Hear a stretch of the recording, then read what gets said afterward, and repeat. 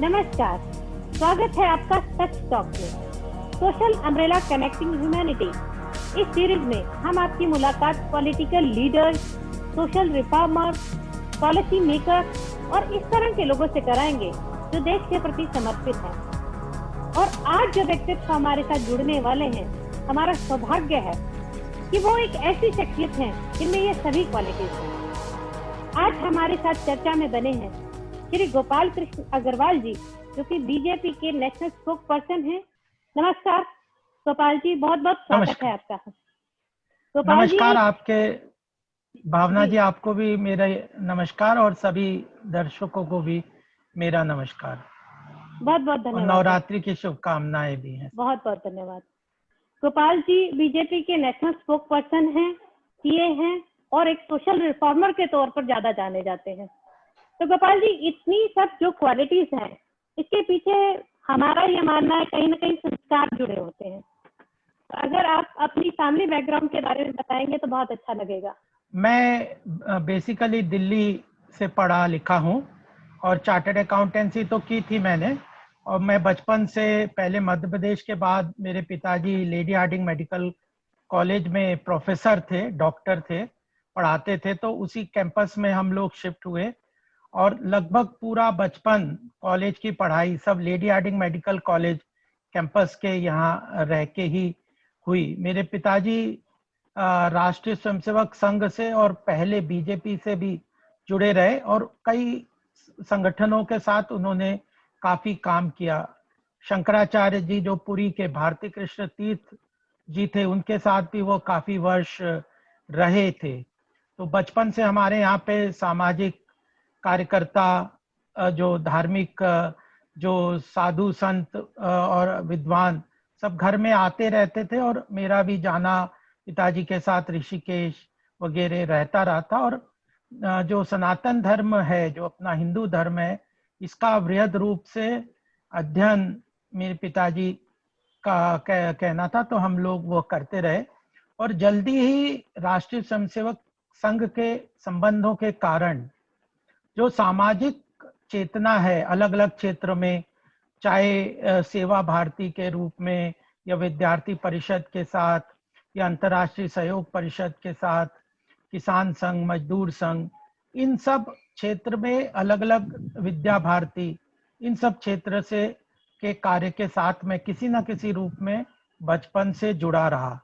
और एक बड़ा बदलाव मेरे जीवन में तब आया जब श्रीमती इंदिरा गांधी ने इमरजेंसी के अंदर 1975 में इमरजेंसी लगा दी थी और प्रजातंत्र के सारे अधिकार सब प्रेस के और इवन जुडिशरी को दबा के और अपोजिशन लीडर्स को पूरी तरह जेल में डाल के प्रजातंत्र को पूरी तरह से खत्म करने का एक बहुत बड़ा प्रयास किया था। तो उसके खिलाफ एक संघर्ष शुरू किया था राष्ट्रीय स्वयंसेवक संघ और आपातकाल संघर्ष समिति के रूप में बना के। तो उसके अंतर्गत मैं भी उसके साथ जुड़ गया और 19 नवंबर 1975 को 13 साल की मेरी आयु थी, तब मैं सत्याग्रह करके कि इमरजेंसी हटना चाहिए, प्रजातंत्र को भारत में वापस बहाल करना चाहिए, इंदिरा गांधी जी के जन्मदिन के रूप में, बाल दिवस के रूप में एक कार्यक्रम आयोजित नेशनल स्टेडियम में था, जिसमें फखरुद्दीन अली अहमद राष्ट्रपति जी का उद्बोधन था। तो वहां पर प्रजातांत्रिक रूप से मैंने अपने 8 साथियों के साथ, जो सारे मुझसे बड़े थे, मैं सबसे छोटा था, एक सत्याग्रह किया था कि इमरजेंसी को खत्म करो, प्रजातंत्र को बहाल करो, प्रेस की आज़ादी दो और अपोजिशन के लीडर्स को तुरंत छोड़ो।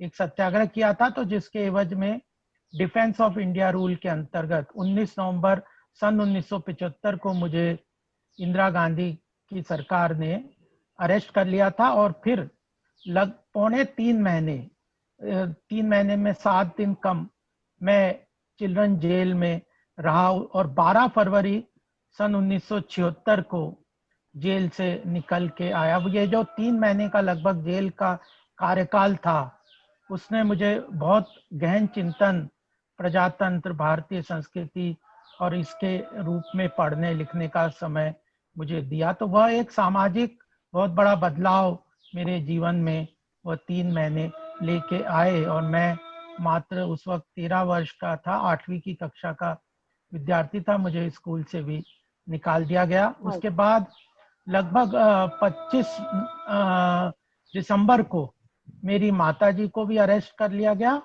और वो लगभग 2 महीने जेल में रहे।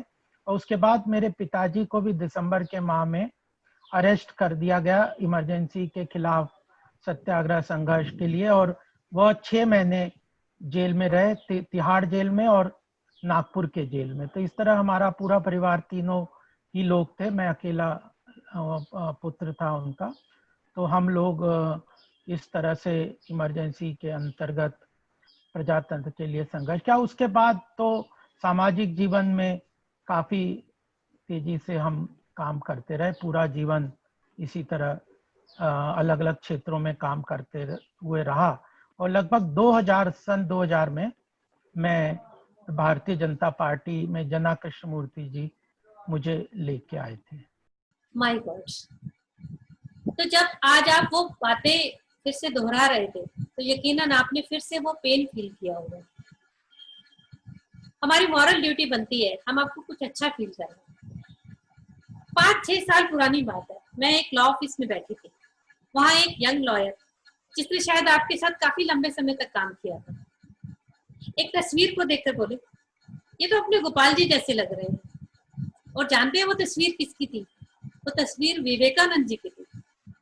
मतलब इससे अच्छा कॉम्प्लीमेंट तो कोई और हो ही नहीं सकता। आपके क्षेत्र के लोग भी आपको सोशल रिफॉर्मर के तौर पर ज्यादा जानते हैं। आपने ह्यूमन राइट में काम किया है, आपने जो अपने हिंदू भाई बहन जो पाकिस्तान से आए थे विस्थापित, उनके लिए काफी काम किया। आपने भ्रष्टाचार उन्मूलन पर भी काफी काम किया। इसके अलावा आप इन्वायरमेंट के प्रति काफी संवेदनशील हैं। आप जल अधिकार पर बहुत काम करते हैं। जब मैं जल की बात कहूंगी तो मतलब हम लोग कभी भी कहीं से भी पानी पी लिया करते थे, पता ही नहीं चला पानी का कमर्शलाइजेशन कब हो गया। तो आप उस क्षेत्र में क्या काम कर रहे हैं उसके बारे में प्लीज जरूर बताइए। देखिए, एक भ्रष्टाचार के खिलाफ मैंने हरदम संघर्ष किया है। भावना जी तो मेरे साथ आप रही है जब ह्यूमन राइट्स के लिए हम लोगों ने काफी क्षेत्र में काम किया, जो चाहे पाकिस्तान से विस्थापित हिंदू आपने बताए, मलेशिया में जिस तरह से हिंदुओं के अधिकारों का, मानव अधिकारों का हनन होता रहा, उसके लिए संघर्ष किया। गल्फ कंट्रीज में चाइल्ड लेबर, विमेन लेबर्स के प्रति के बारे में उनकी उसके लिए भी हम लोगों ने काम किया। और चाहे केरला में जोसेफ के साथ धार्मिक प्रताड़ना के रूप में उनका हाथ काट दिया गया, तो ऐसे कई विषय हमने उठाए और सक्सेसफुली उसको लॉजिकल एंड तक हम ले जाने में सफल हुए। और अभी हम खुश हैं कि यह जो सीएए के माध्यम से उनको, हिंदुओं को जो वहां से विस्थापित हैं बांग्लादेश, पाकिस्तान और अफगानिस्तान से, उनको भारत की नागरिकता देने की बात का कानून बन गया। इसके लिए हमने बड़ा संघर्ष किया है। उसके बाद भ्रष्टाचार एक बहुत बड़ा मुद्दा सन 2009 में हमारे सामने आया, समाज के अलग अलग क्षेत्रों में काम करते हुए। और हमने देखा कि जब तक देश में भ्रष्टाचार रहेगा तो देश की जो विकास है उसमें एक आम जनता का, गरीब जनता की भागीदारी सुनिश्चित नहीं हो पाएगी। एक विशेष वर्ग के पास ही देश की प्रगति, आर्थिक विकास का सारा लाभ उसी एक वर्ग के पास ही पहुंच जाएगा। तो यह बहुत बड़ा संघर्ष हम लोगों ने उसके लिए किया, चाहे जन लोकपाल बिल के रूप में या जो इंडिया अगेंस्ट करप्शन के रूप में, और भी अलग अलग क्षेत्रों में प्राइवेट सेक्टर, कॉर्पोरेट सेक्टर के अंदर ब्राइबरी के खिलाफ हम लोगों ने कानून के रूप में कई कानून दिए, जो पार्लियामेंट में प्राइवेट मेंबर्स बिल के रूप में भी आए, जिनको मैं ने लिखा, ड्राफ्ट किया। तो हरदम बचपन से लिखना और पढ़ना और किसी भी विषय को गहराई से समझना, उसके बाद उसके आंदोलन की जो बात होती है, मास मूवमेंट की बात जो होती है, उसमें सबसे पहले उस विषय की कि जो लोग उससे प्रभावित हैं, जिसको उसकी तकलीफ है, उन लोगों के साथ संपर्क स्थापित करके, उनसे बात करके, उसके सारे अध्ययन करने के बाद ही कोई जन आंदोलन खड़ा होता है किसी चीज के लिए समझदारी के साथ। तो जिस तरह से ह्यूमन राइट्स का हुआ, भ्रष्टाचार का हुआ, उसी दौरान हमारे ध्यान में एक चीज आई कि यह जो पानी जो विषय है, बड़ी चर्चा हो रही थी लगभग सन 2011 में, कि जो पानी है उसके ऊपर आने वाले समय में बड़ी उसकी कमी महसूस होगी, त्रासदी हो जाएगी और पूरे विश्व में पानी की कमी हो जाएगी, और फिर किस तरह से लोगों को, गरीब लोगों को पानी मिलेगा।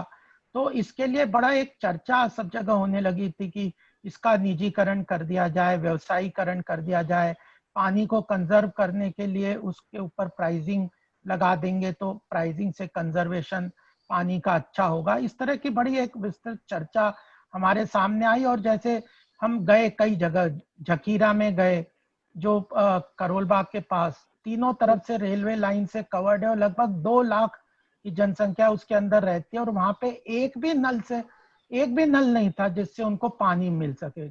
ऐसे ही यहाँ पे अशोकनगर से आगे जो एरिया है, इसमें हमने त्रिलोकपुरी में गए तो वहां पे हमने देखा कि वहां पे जो नालियां, छोटे छोटे 1-1, 2-2, 3-3 फुट की तो गलियां हैं, उसमें बीच में स्लम एरिया के ऊपर मकान बन गए हैं और उसमें नालियां भी बीच में बह रही हैं, उसी में पानी की पाइपलाइन भी जा रही है और दोनों का पानी आपस में मिक्स हो रहा है। तो जो पीने का पानी उनको मिल रहा है वो काफी घटिया क्वालिटी का मिल रहा है।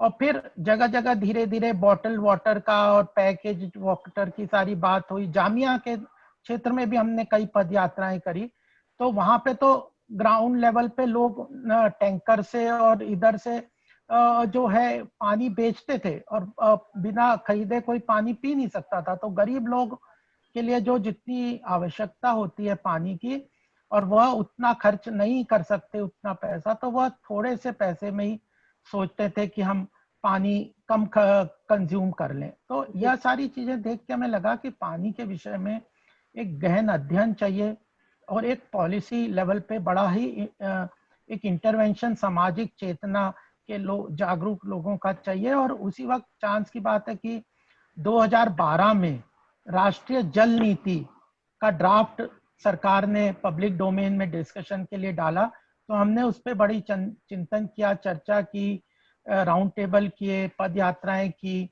नुक्कड़ नाटक किए और कॉलेजों में डिबेट किए, पेंटिंग कंपटीशन किए। तो हमें बहुत सारी चीजें ध्यान में स्पष्ट रूप से आ गई कि भारत के देश में पानी की कमी 2050 तक अवेलेबिलिटी की नहीं है, लेकिन जो प्रॉब्लम है वह उसके डिस्ट्रीब्यूशन और मैनेजमेंट को लेके है और पॉलिसी लेवल पे ज्यादा है। और सरकार की क्या जिम्मेदारी है, इसके बारे में हमने जब कोर्ट केसेस वगैरह पे अध्ययन किया तो हमें पता चला कि article 21 right to fundamental right to life के अंतर्गत हमारे जो कोर्ट हैं उन्होंने पानी की को सप्लाई के लिए जनता तक पहुंचाने की जिम्मेदारी राइट टू लाइफ के अंतर्गत, राइट टू वाटर उसके अंतर्गत लेते हुए यह जिम्मेदारी सरकार की डाली है। तो पीने योग्य पानी सबको मिले, स्वच्छ जल मिले, उसके घर तक मिले, ऐसी सारी व्यवस्था धीरे धीरे सरकार को करना है। इसके लिए पॉलिसी इंटरवेंशन समाज का चाहिए।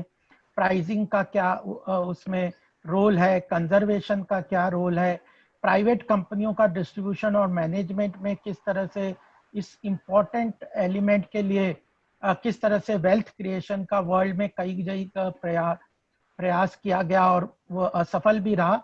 तो हमें यह स्पष्ट रूप से ध्यान में आया कि प्राइवेटाइजेशन और व्यवसायीकरण पानी जैसे महत्वपूर्ण तत्व के लिए, जो हर व्यक्ति के लिए, जीवन के लिए बहुत महत्वपूर्ण है, इवन पशु पक्षी और जानवर और पेड़ पौधों के लिए भी उतना ही महत्वपूर्ण है, उनका भी जीवन बिना पानी के रह नहीं सकता। तो इसका पीने योग्य पानी जो है वह निशुल्क जनता तक पहुंचाना, यह सरकार की जिम्मेदारी। और व्यवसायीकरण और निजीकरण यानी ग्राउंड वाटर का प्राइवेटाइजेशन, ये किसी भी हद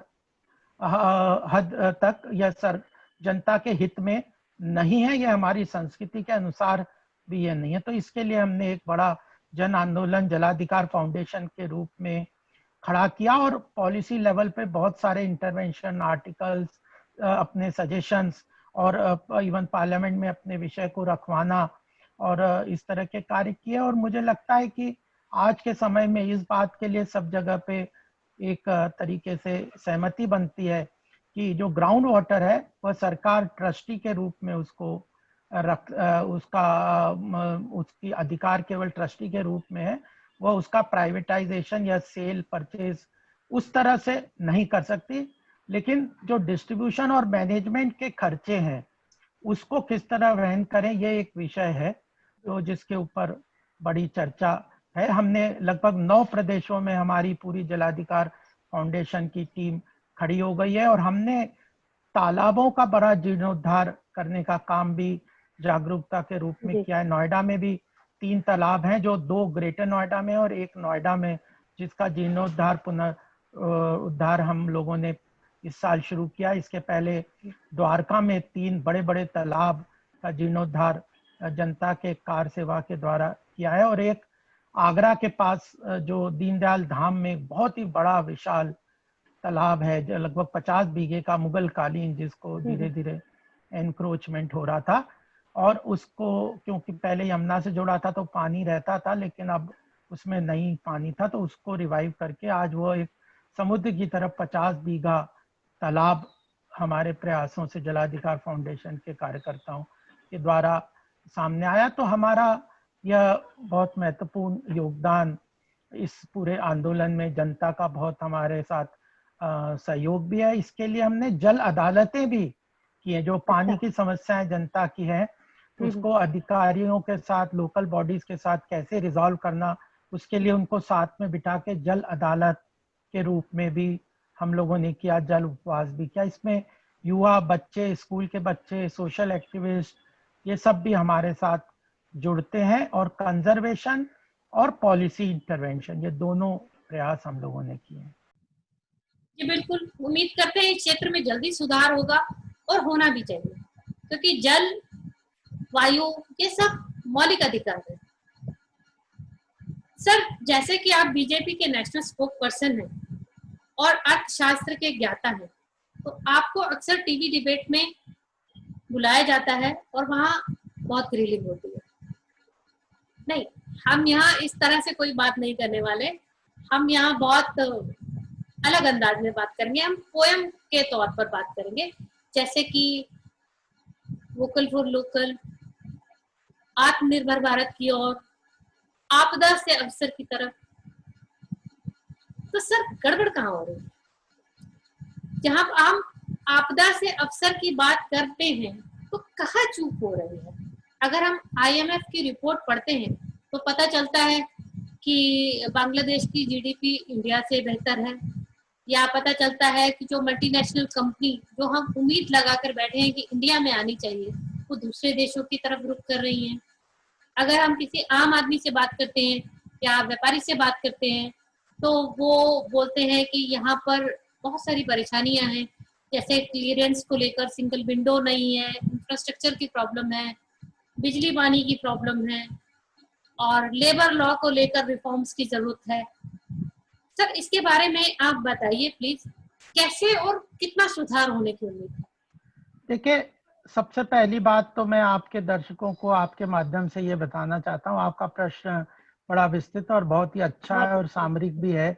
लोग इस बारे में काफी चिंतित भी रहते हैं, सरकार भी चिंता करती है, वित्त मंत्री जी भी बार बार स्टेटमेंट देते हैं, प्रधानमंत्री भी दे रहे हैं। कोविड एक अलग से त्रासदी है। कोविड के कारण, जैसे आपने कहा कि आपदा से अवसर की बात है, वह तो आती है, चाइना की भी बात है, लेकिन अगर हमें केवल चाइना सेंट्रिक हम आत्मनिर्भर भारत को ना समझें। आत्मनिर्भर भारत में 2-3 चीजें मैं क्लैरिफिकेशन सबके सामने देना चाहता हूं। पहला, कि केवल चाइना के चैलेंज को कंट्रोल करने के लिए, मैनेज करने के लिए आत्मनिर्भर भारत का परिकल्पना हमारे प्रधानमंत्री जी ने नहीं ली है, क्योंकि मैं इसके साथ काफी क्लोजली जुड़ा हूं।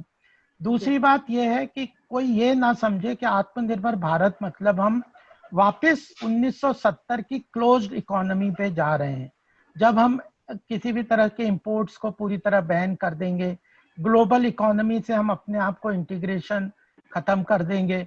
हम एक क्लोज्ड, एक अपने आप में बंधी हुई इकोनॉमी के रूप में भारत को नहीं देखते। तो आत्मनिर्भर भारत के इन दोनों कॉन्सेप्ट को हमें समझना चाहिए। हम, प्रधानमंत्री जी इस बात के लिए बहुत स्पष्ट रूप से कहते हैं कि हम ग्लोबल सप्लाई चेन और रीजनल सप्लाई चेन के साथ भारत की मैन्युफैक्चरिंग सेक्टर को जोड़ के ही अपने आप को आर्थिक महाशक्ति के रूप में उभार सकते हैं। यह बात बहुत स्पष्ट रूप से समझनी चाहिए।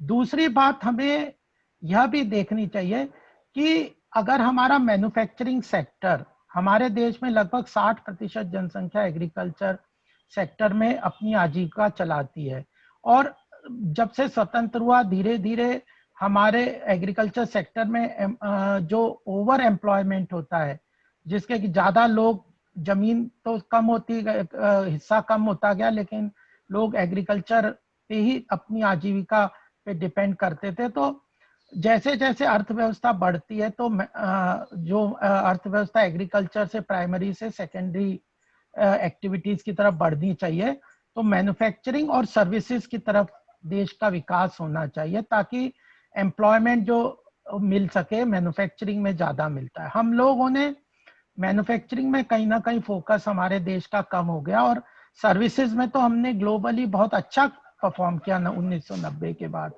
आज हम आईटी जैसे क्षेत्र में और कई क्षेत्र में सर्विसेज में काफी अच्छी विश्व स्तर पे हमारे भारत के लोगों की पोजीशंस हैं, और सर्विसेज में हमने काफी ग्लोबली अच्छा परफॉर्म किया है। लेकिन सर्विसेज बहुत ज्यादा एम्प्लॉयमेंट जनरेट नहीं कर सकती लार्ज नंबर ऑफ पॉपुलेशन के लिए। तो जो मैन्युफैक्चरिंग है उस पे फोकस जो चाहिए था, उसके अंदर कहीं ना कहीं कमी आ गई हमारे देश की पॉलिसीज में, और उसमें भी लगभग 60% अगर मैन्युफैक्चरिंग में हम देखें तो वह एमएसएमई सेक्टर यानी छोटे लघु उद्योग, घरेलू उद्योग, ऐसे छोटे छोटे उद्योगों का रोल रहता है। तो अगर पूरा मैन्युफैक्चरिंग सेक्टर का जो जीडीपी में कंट्रीब्यूशन है आज मात्र 15% है, वह बहुत कम है ग्लोबल स्टैंडर्ड से। तो हम लोगों ने 2014 से ये प्रयास किया था कि मैन्युफैक्चरिंग सेक्टर को मजबूती प्रदान करना है, उसमें भी सेल्फ एम्प्लॉयमेंट, एंटरप्रेन्योरशिप, छोटे मंझले और लघु उद्योगों को बढ़ावा देना, और इसको जो मैन्युफैक्चरिंग सेक्टर का कंट्रीब्यूशन जीडीपी का है वो 15 से बढ़ा के 25% अगर हम कर देंगे तो इसमें जो एग्रीकल्चर सेक्टर से पॉपुलेशन का, एम्प्लॉयमेंट के लेबर का डिस्प्लेसमेंट होगा वो इसमें एब्जॉर्ब होगा। अब इस बात के लिए तो ऑब्जेक्टिव है, इसको अचीव करने के लिए क्या क्या जरूरी है यह भी बात बहुत प्रधानमंत्री जी स्पष्ट रूप से जानते हैं और बोलते भी हैं, और वही आत्मनिर्भर भारत का मुख्य उद्देश्य है। मैन्युफैक्चरिंग सेक्टर को बढ़ावा देने के लिए, जैसे आपने कहा कि लोगों को ईज ऑफ डूइंग बिजनेस में प्रॉब्लम आती है, कंप्लायंसेस में प्रॉब्लम आती है, टैक्स कंप्लायंसेस में ड्रैकोनियन लॉज की प्रॉब्लम आती है, लैंड की अवेलेबिलिटी की प्रॉब्लम है, लेबर लॉज हमारे यहाँ पे बहुत ही पुराने लेबर लॉज चल रहे हैं। तो यह इनको कहते हैं फैक्टर्स ऑफ प्रोडक्शन, यानी जो मैन्युफैक्चरिंग सेक्टर के लिए जो सहूलियतें हैं, फैक्टर्स ऑफ प्रोडक्शन, जिसमें पावर की अवेलेबिलिटी भी है, ट्रांसपोर्टेशन की भी अवेलेबिलिटी है, land, labour, electricity, transportation, raw material, market, यह सारे फैक्टर्स ऑफ प्रोडक्शन को मजबूत करना, ताकि हमारा जो घरेलू उद्योग है, छोटा उद्योग है, वह विश्व स्तर पे प्रतिस्पर्धी बन सके, मजबूत बन सके, कॉम्पिटिटिव बन सके। यह आत्मनिर्भर भारत का प्रमुख लक्ष्य है, और उसीलिए हम लोगों ने कई पॉलिसीज के रूप में, नई पॉलिसीज के रूप में सरकार कंटिन्यूअसली लेके भी आ रही है, और अभी खत्म नहीं हुआ, कंटिन्यूअसली नई नई पॉलिसीज को हम लेके आ रहे हैं, क्योंकि मैं इन पॉलिसीज के साथ काफी क्लोजली जुड़ा हूं, मेरा इंटरेस्ट भी है, और मैं बीजेपी के आर्थिक क्षेत्र को पूरी तरह देखता हूं। तो हम लोगों ने कई पॉलिसीज के लिए, सरकार के लिए बहुत काफी फीडबैक दिया, और जैसा मैंने आपके शुरू में कहा था कि कोई चीजें आती हैं तो हम लोग चर्चा के बाद उसको सरकार तक बहुत मजबूती से पहुंचाते हैं। तो यह जो फैक्टर्स ऑफ प्रोडक्शन के लिए पॉलिसीज का में जो चेंज लाना, इसको मजबूती देनी है, उसके लिए हम कई पॉलिसी लेके भी आए हैं, और अभी लेके भी आने वाले। न्यू इंडस्ट्रियल पॉलिसी 1955 की अभी पॉलिसी चली आ रही है। क्यों? क्योंकि हमारे यहाँ अभी कोई मैन्युफैक्चरिंग में पहले किसी सरकारों ने ध्यान नहीं दिया, हम नई पॉलिसी मैन्युफैक्चरिंग की ले आ रहे हैं। लॉजिस्टिक्स जैसे कहते हैं, मैंने ट्रांसपोर्टेशन किया। अगर ग्लोबल कॉम्पिटिटिवनेस देखें हम, हर में फैक्ट्री को माल, कच्चा माल लाने के लिए और बना हुआ प्रोडक्ट बेचने के लिए ट्रांसपोर्टेशन की जरूरत है। एग्रीकल्चर सेक्टर को अपना कमोडिटी किसान को मार्केट तक पहुंचाना और मार्केट से बाजार तक पहुंचाना, लोगों के घर तक पहुंचाने के लिए ट्रांसपोर्टेशन का बहुत महत्व है। ग्लोबली अगर हम देखें तो लॉजिस्टिक पॉलिसी के अंतर्गत ट्रांसपोर्टेशन की कॉस्ट भारत में 40% अधिक है विश्व स्तर से। तो हम कैसे ग्लोबल कॉम्पिटिटिवनेस क्रिएट कर सकते हैं? तो इसलिए नई लॉजिस्टिक पॉलिसी ला रहे हैं, रिटेल ट्रेड पॉलिसी नई ला रहे हैं, क्योंकि छोटे छोटे दुकानदारों को ई कॉमर्स वगैरह के साथ कई प्रॉब्लम है, उनकी समस्या को भी समाधान के रूप में इंटीग्रेट कर रहे हैं और कंज्यूमर को अच्छे प्रोडक्ट, ईज ऑफ अवेलेबिलिटी भी मिले। आज आप अमेजोन वगैरह, फ्लिपकार्ट वगैरह बड़े बड़े ई कॉमर्स से आसानी से प्रोडक्ट खरीद सकते हो घर बैठे हुए। तो इन सब का इंटीग्रेशन के लिए एक रिटेल ट्रेड पॉलिसी लेके आ रहे हैं, ई कॉमर्स पॉलिसी ला रहे हैं, इंपोर्ट एक्सपोर्ट पॉलिसी ले रहा है। तो यह जो आत्मनिर्भर भारत है वह 360 डिग्रीज का इम्प्रूवमेंट है।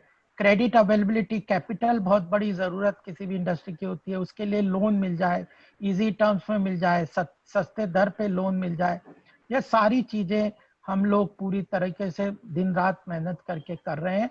और मुझे लगता है कि मैन्युफैक्चरिंग सेक्टर आने वाले समय में आत्मनिर्भर भारत का बहुत बड़ा बैकबोन के रूप में काम करेगा और भारत आर्थिक रूप से विश्व पटल पे बहुत मजबूती से उभर के आएगा। एक आखिरी बात इसमें और मैं कहना चाहता हूँ कि फ्री ट्रेड, ग्लोबल ट्रेड का भी बहुत महत्व होता है मैन्युफैक्चरिंग और किसी भी अर्थव्यवस्था की बढ़ोतरी के लिए। इंपोर्ट एक्सपोर्ट सबका बड़ा महत्व है।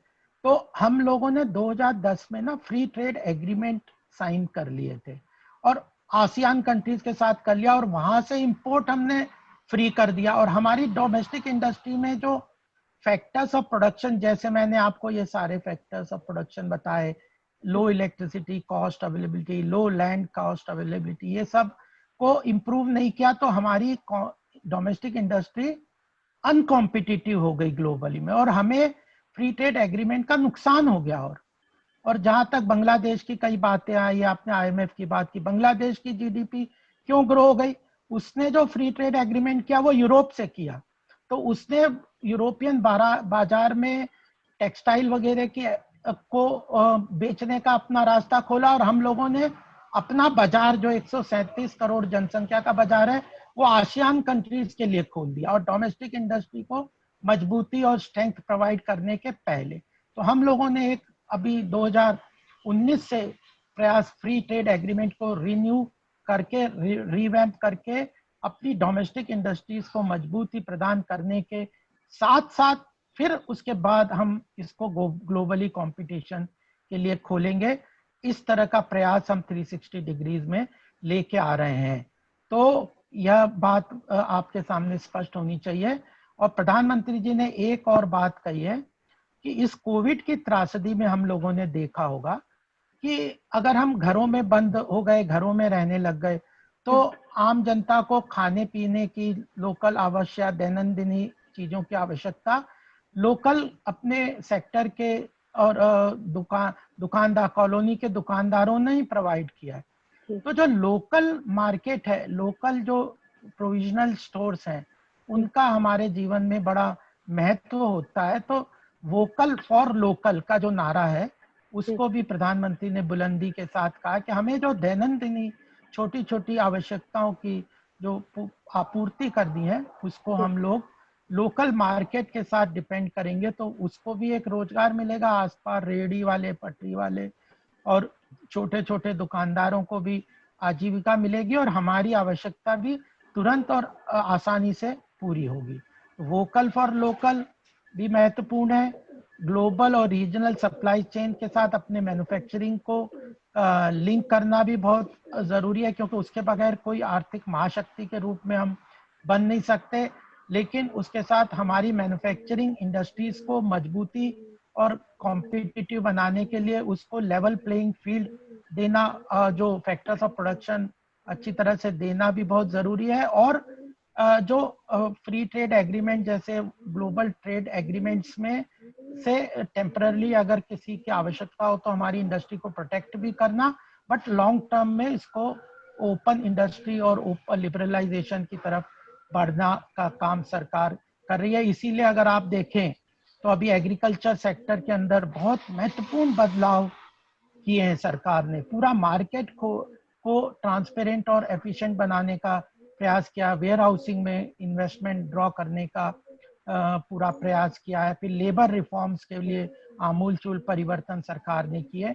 इन रिफॉर्म्स की बातें तो हर सरकारें करती रही, कितनी सारी रिपोर्ट आप पार्लियामेंट कमेटी की मैं देखा, आप लोग भी देख सकते हैं, आप तो भावना जी वकील हैं, आप पढ़ते होंगे सब चीजें कि इतनी सारी कमिटीज की रिपोर्ट अगर पार्लियामेंट की देखें, सब कहते थे कि एग्रीकल्चर मार्केट को हमें रिफॉर्म करना है, प्राइवेट इन्वेस्टमेंट वहां पे लाना है, लेबर लॉज को स्ट्रीमलाइन करना है, कंप्लायंस से उनको छूट देनी है, इन सब पॉलिसीज को बदलाव करना है। लेकिन 1990 के बाद से इस लगभग 30 साल में कोई ऐसा मेगा रिफॉर्म नहीं आया, क्योंकि सरकारों के पास एक तो मैंडेट नहीं था, और मैंडेट भी अगर किसी तरह मिल भी जाए किसी विषय पे तो उनके पास विल पावर नहीं था, विजन नहीं थी।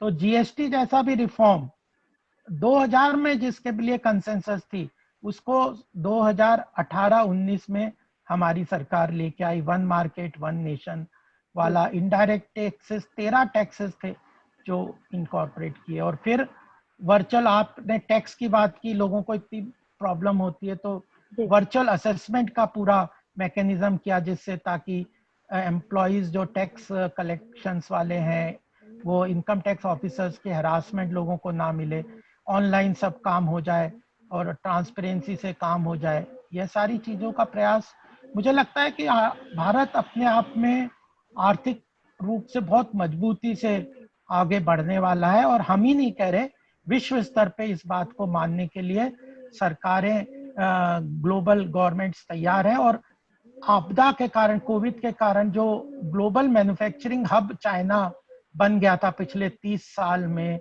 विश्व के लिए, तो वह कंपनियां अब अपने आप की मैन्युफैक्चरिंग सेक्टर को ऑल्टरनेटिव प्लेस पे भी ले जाना चाहती हैं। तो भारत में उसकी बहुत अपॉर्चुनिटी, तो यह एडेड अपॉर्चुनिटी है।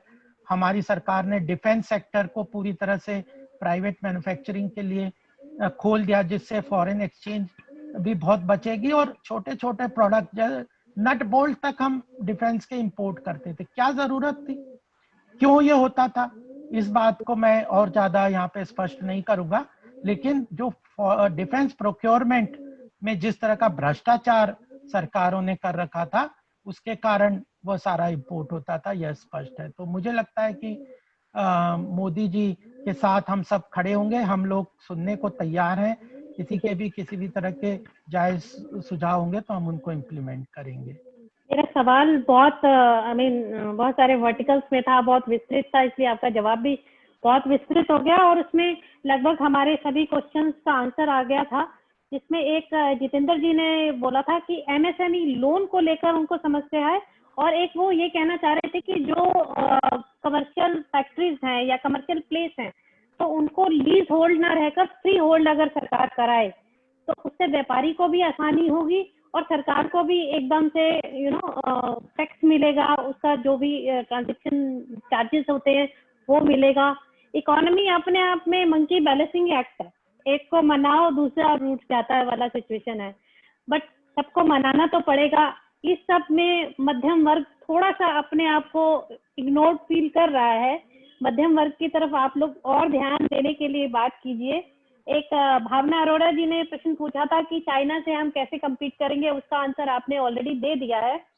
और रुपेश कुमार गुप्ता जी ने पूछा था कि how recent labour law will going to help India to achieve $20 trillion economy. तो इसका देखिए, ये 2-3 प्रश्न है, जल्दी से बता दीजिएगा शॉर्ट में, बिकॉज काफी चीजें तो पूरी कवर्ड हो गई हैं। हाँ, मैं तो एक लास्ट वाला क्वेश्चन पहले ले लेता हूँ कि लेबर लॉज कैसे हेल्प करेंगे। देखिए, लेबर जो है उसकी स्किलिंग बहुत इंपॉर्टेंट है। आज की डेट में हमारे पास लगभग 40 से ऊपर लॉज थे, जिसके कारण किसी भी इंडस्ट्री को कंप्लायंसेस के लिए बहुत मुश्किल होती थी।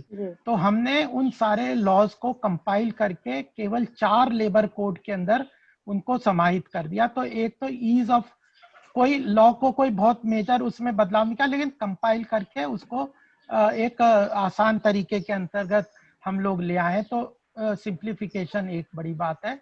दूसरी बात क्या है कि हमारे यहाँ पे इनफॉर्मल लेबर बहुत है।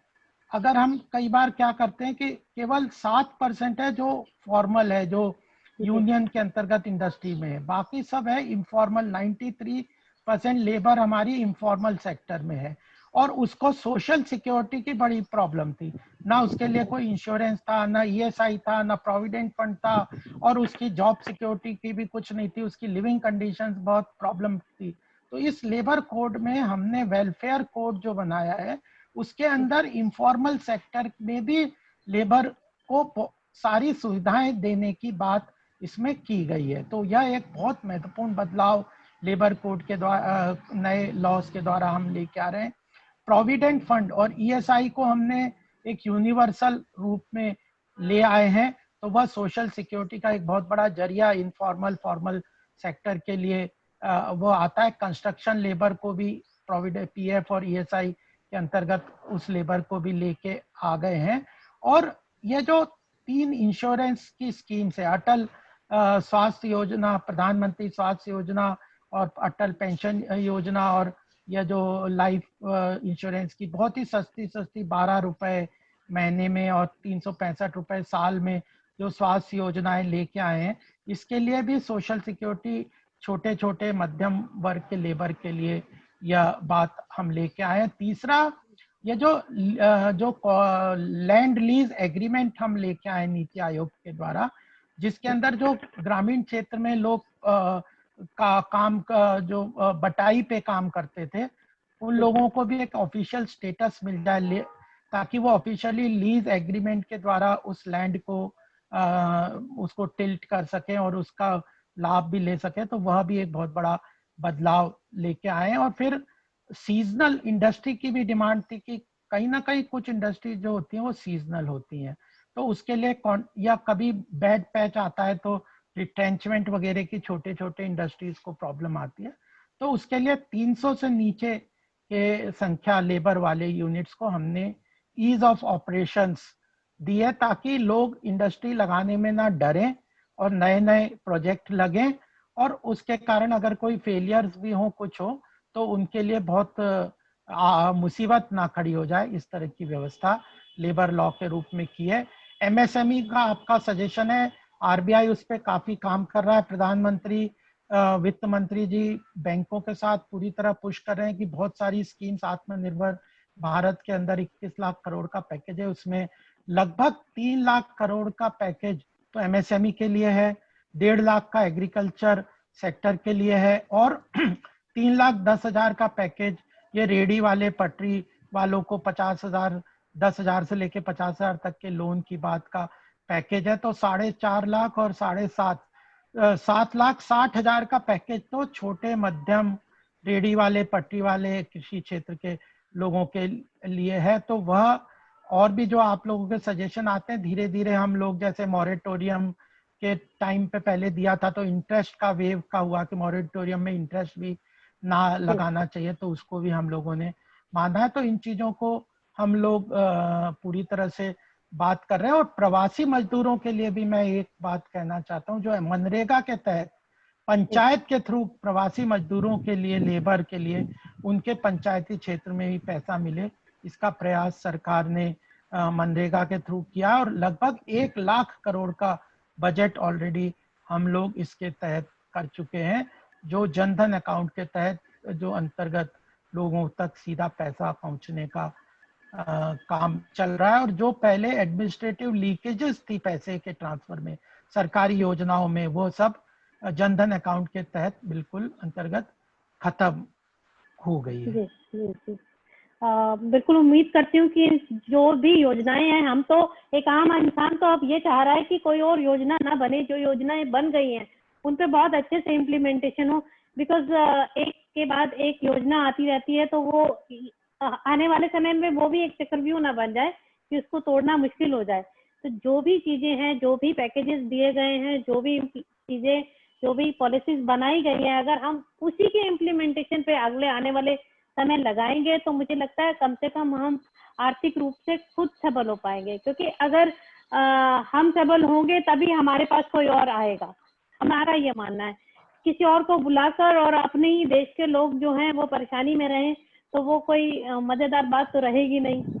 एक छोटा सा क्वेश्चन कार्तिक बजाज का रह गया, वो नाराज हो जाएगा मुझसे, तो वो क्योंकि वो बीबीए का स्टूडेंट है तो वो ये जानना चाह रहा है कि हम यंगस्टर्स के लिए रोजगार की क्या योजना ला रहे हैं, फिर योजना की बात हो रही है, या कोई योजना पे इम्प्लीमेंट कैसे कर पा रहे हैं? जी देखिए, यंगस्टर्स का बहुत कल परसों भी प्रधानमंत्री जी ने अपने साइंस में, हैकेथॉन में कई जगह बात की है।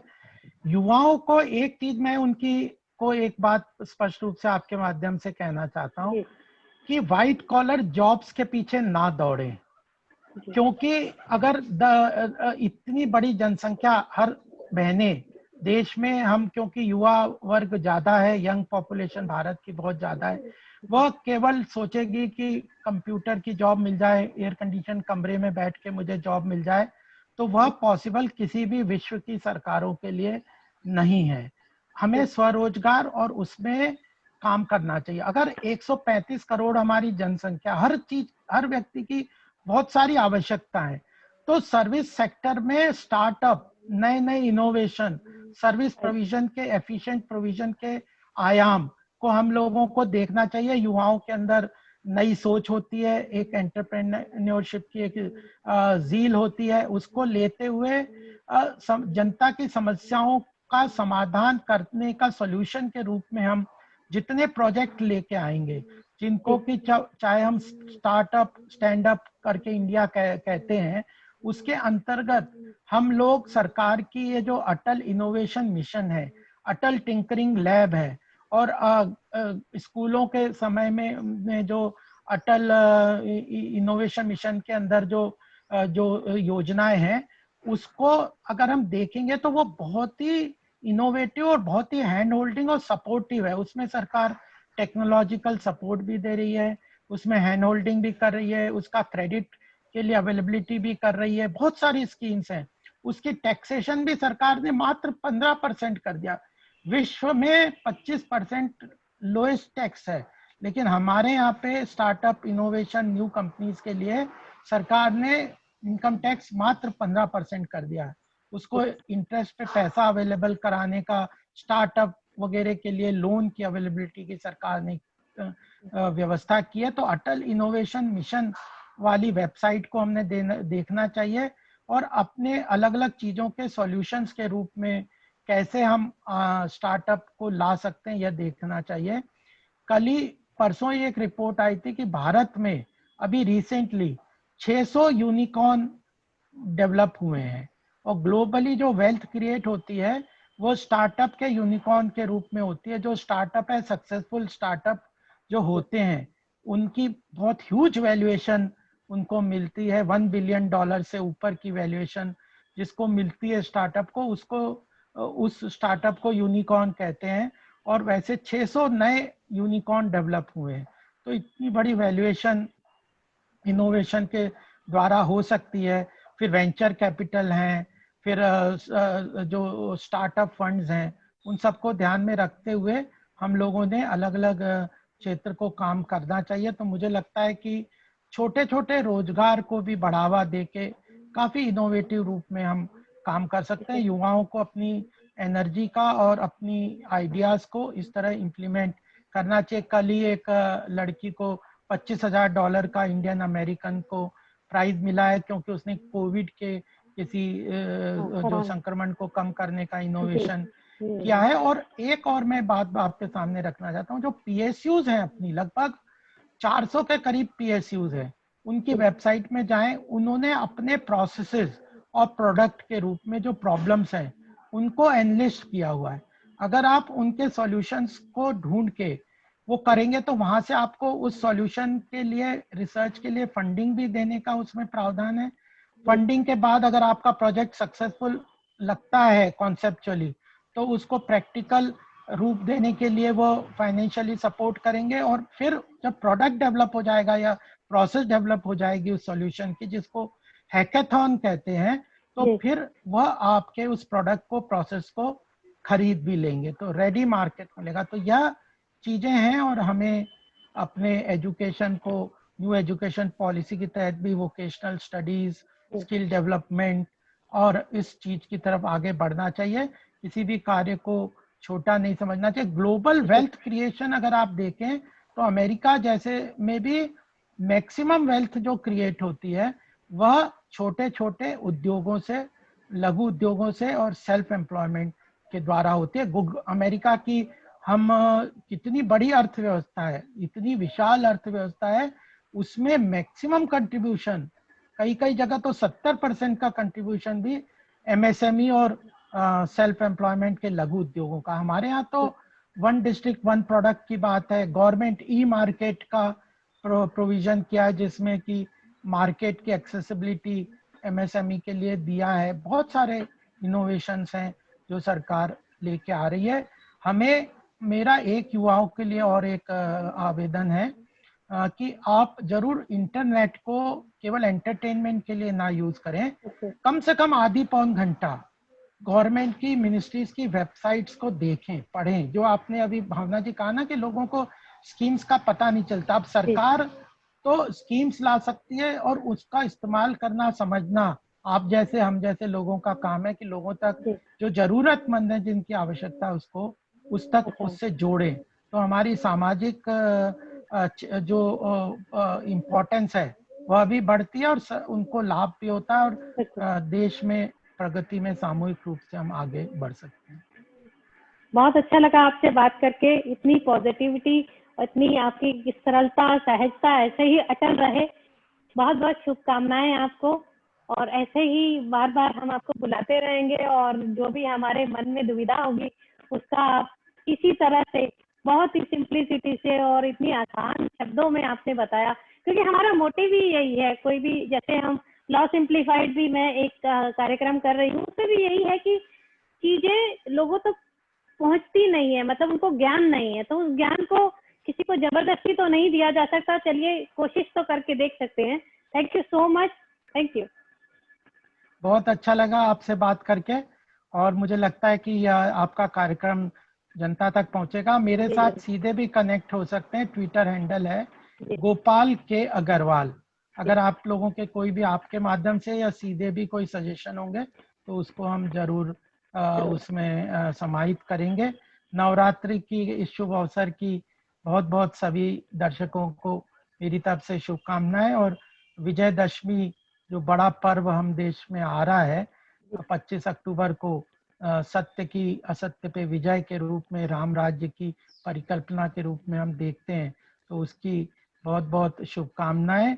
और कोविड जैसी त्रासदी के रूप में मैं जो प्रधानमंत्री जी का संदेश है कि 3 चीजें बहुत जरूरी है, उसको सब लोगों को अपने ध्यान में रखनी चाहिए। मास्क पहन के निकलें, सोशल डिस्टेंसिंग को बिल्कुल पूरी तरह से मान्य रखें पब्लिक प्लेसेस में, और हाथों का पूरी तरह से स्वच्छता का ध्यान रखें। तो कोविड से उस तरह से डरने की जरूरत नहीं है, प्रिकॉशन लेने की पूरी तरह जरूरत है, लेकिन इन तीनों चीजों को आप ध्यान में रखेंगे, मास्क को, सोशल डिस्टेंसिंग को और क्लीनलीनेस ऑफ हैंड्स को अगर ध्यान में रखेंगे तो आप इस त्रासदी से काफी हद तक बच सकते हैं। बहुत बहुत शुभकामनाएं। भावना जी बहुत बहुत धन्यवाद आपका। जी जी जी, थैंक यू।